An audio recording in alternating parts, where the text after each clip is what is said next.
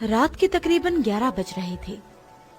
चारों तरफ धीमी धीमी हवा से आसपास के पेड़ों की सरसराहट होने की आवाजें माहौल को और भी सुहाना बना रही थी। पानी की लहरों की आवाज कानों में ऐसी घुल रही थी जैसे दूर कोई मधुर संगीत गुनगुना रहा हो। जॉन समुद्र के पास एक कोने पर बैठा ये सब देख रहा था। शायद जॉन कुछ मायूस सा था। उसके चेहरे की उदासी साफ झलक रही थी। वो बस एक टक यूं ही समुद्र को देखे जा रहा था। वो कहीं खोया सा था। न जाने किस बात के बारे में वो इतना सोचे जा रहा था कि तभी उसके फोन पर किसी का कॉल आया। जॉन ने फोन की तरफ देखा तो पाया कि उसकी माँ उसे कॉल कर रही है। जॉन ने फोन कट कर दिया और फिर दोबारा उसी एकाग्रता के साथ समुद्र को फिर से देखने लगा। जॉन की माँ ने उसे दोबारा फोन मिलाया, मगर इस बार भी उसने फोन नहीं उठाया। थोड़ी देर ऐसे ही बैठने के बाद न जाने जॉन के मन में क्या आया, उसने अपना फोन हाथ में लिया और वहां से उठ खड़ा हुआ। उसने समुद्र की ओर देखा और घर की तरफ मुड़ गया। जॉन ने जब अपने फोन पर समय देखा तो रात के 1 बज चुके थे। जॉन को अब पता चल गया था कि वो घर के लिए काफी लेट हो चुका है, जिसके बाद उसने अपनी माँ को फोन लगाया। जॉन, आज क्रिसमस ईव है और तू दोबारा समुद्र के पास पहुंच गया। बेटा, कितनी बार बोला है कि वहां नहीं जाना। वहां रात के समय बहुत डेंजर होता है। माँ, मुझे यहाँ अच्छा लगता है। पापा का ये फेवरेट स्पॉट था। उस पुरानी घटना की वजह से बेटा, वहां रात के समय कोई नहीं जाता। मैं ठीक हूँ माँ। जॉन ने ये कहकर फोन रख दिया। उस सुनसान रास्ते पर जॉन यूं ही चला जा रहा था। क्रिसमस ईव होने के बाद भी इस जगह एक गहरा सन्नाटा पसरा हुआ था कि तभी जॉन को पीछे से किसी के पुकारने की आवाज आई। जॉन, किसने मुझे बुलाया? आवाज सुनते ही जॉन ने अपने पीछे मुड़कर देखा, मगर उसे दूर दूर तक कोई दिखाई नहीं दिया। अपना वहम समझकर वो फिर से आगे की ओर बढ़ा, लेकिन फिर किसी ने उसका नाम लिया। जॉन बेटा। ये सुनते ही जॉन ने तुरंत पीछे मुड़कर देखा। पापा? पापा, क्या ये आप हो? ये जॉन के पिता की आवाज थी, मगर वो उसे कैसे बुला सकते थे जब वो इस दुनिया में थे ही नहीं।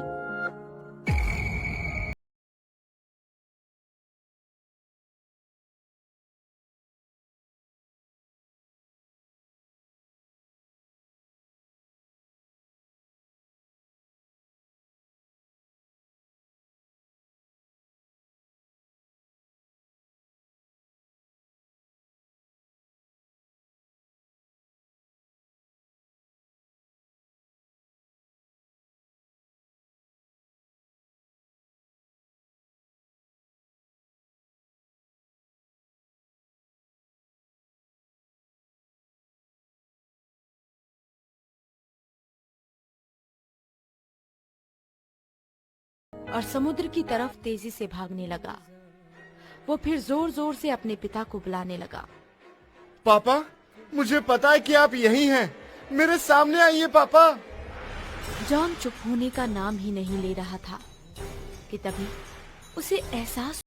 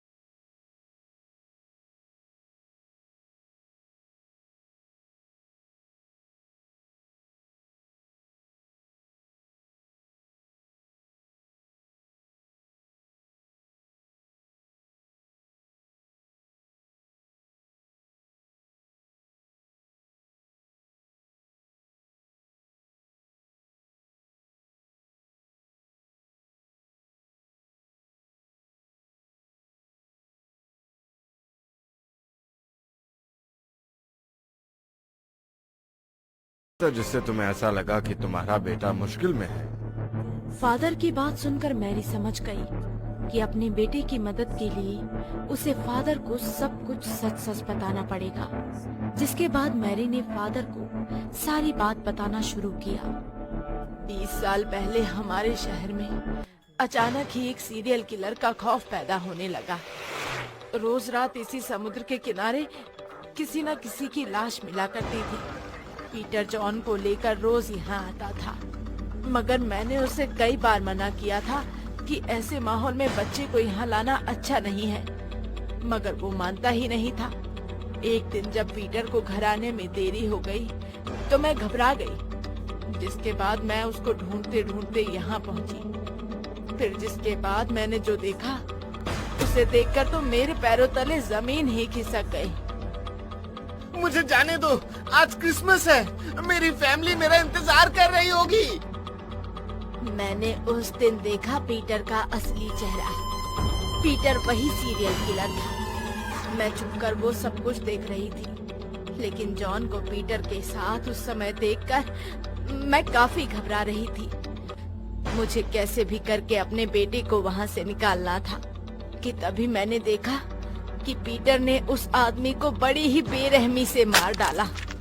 मैं ये देखते ही चिल्ला पड़ी और ये सब कुछ पीटर ने देख लिया। मैरी, पीटर के सर पर खून सवार था। मैं वहाँ से भागना चाहती थी, मगर जॉन को भी पीटर के चंगुल से बचाना था। पीटर मेरी तरफ बढ़ता ही जा रहा था। उसके हाथों में एक बहुत ही बड़ा छुरा था। अब मुझे पता चल चुका था कि पीटर आज मुझे भी मार डालेगा। मैरी, तुम टेंशन मत लो, ज्यादा दर्द नहीं होगा। मुझे कुछ भी समझ नहीं आ रहा था कि तभी मैंने अपने बैग में से पीटर की पिस्तौल निकाली और उसे शूट कर दिया। पीटर वहीं गिर गया और मैं जॉन को लेकर वहाँ से भाग निकली। वक्त के साथ पीटर उस दिन का वाकया भूल गया, मगर यहाँ आना नहीं भूला। इसलिए क्रिसमस वाले दिन पूरा शहर सस्ता है, मगर ये सी एरिया नहीं। फादर इससे आगे कुछ बोल पाते कि तभी उन्होंने मैरी के पीछे जॉन को देखा। जॉन की आंखें खून से भरी, चेहरे पर तीखी मुस्कुराहट और गर्दन एक तरफ लटकी हुई थी। जॉन को ऐसे देखकर फादर डर से सहम गए कि तभी जॉन ने कहा, हेलो मैरी, मुझे देखकर लगता है कि तुम खुश नहीं हुई। मैं बस अपना अधूरा काम पूरा करने आया हूँ। जॉन की आंखें मैरी के खून की प्यासी थी।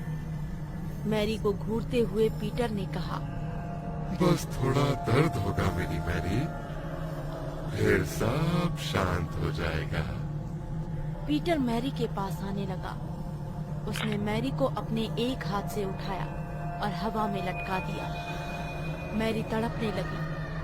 तभी फादर ने पवित्र जल निकालकर जॉन के ऊपर छिड़क दिया, जिसके असर से पीटर की शक्तियां कमजोर होने लगी और उसने मैरी को छोड़ दिया। पीटर पवित्र जल की शक्ति के असर से चीखने लगा। फादर जल छिड़कते रहे और पीटर कमजोर पड़ने लगा। फादर ऐसा बार बार करते रहे। आखिर पीटर की आत्मा को हार माननी ही पड़ी और उसने जॉन के शरीर को छोड़ दिया। जॉन जमीन पर गिर पड़ा। काफी देर की कोशिशों के बाद जॉन को होश आया, मगर उसे कुछ भी याद नहीं था। लेकिन जॉन अब सुरक्षित था। मैरी ये जानकर बहुत खुश हुई और उसने फादर को थैंक यू कहा। थैंक यू फादर, आज आपकी वजह से मेरा बच्चा बच गया। ये मेरा काम है। पीटर की आत्मा अब यहाँ से जा चुकी है। तुम भी अब घर जाओ और क्रिसमस सेलिब्रेट करो। Merry Christmas father. Mary John को लेकर वहाँ से निकल गई और फादर वहीं खड़े रहे। फादर बस एकटक समुद्र की ओर देखे जा रहे थे कि तभी मैरी क्रिसमस मैरी।